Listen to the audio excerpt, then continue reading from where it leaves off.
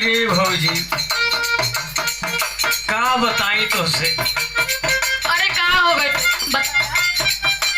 सुना, जब से हमार बियाह हो गई तब से हम बड़ा परेशान बाड़ी। ऐसा कौन परेशानी आ गई?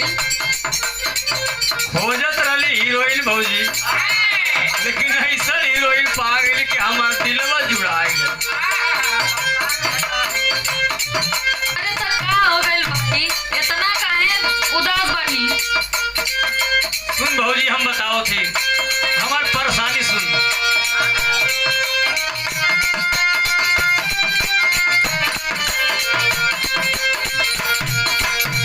सुनत अनु, घर ही में सूती दिन भर कर पिया ना खरा ए भौजी। अरे ए भौजी मेहर करे हमसे झगड़ा ए भौजी। सुनलू,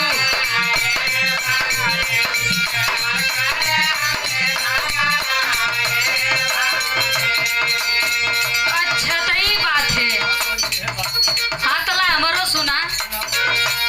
मेहर मेहर कोहरत रहला, मेहर पाई गईला ए बाबू। आय हाय ए बाबू, काहे मुहावर मोहैला ए बाबू।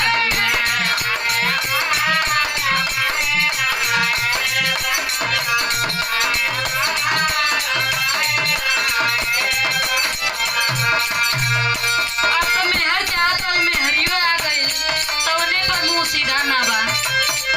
का करी सुना, ये धनी हम परेशान है उसे, ओकर कोनो सीमा नहीं है। खटिया पर पानी मांगे, खटिया पर खाना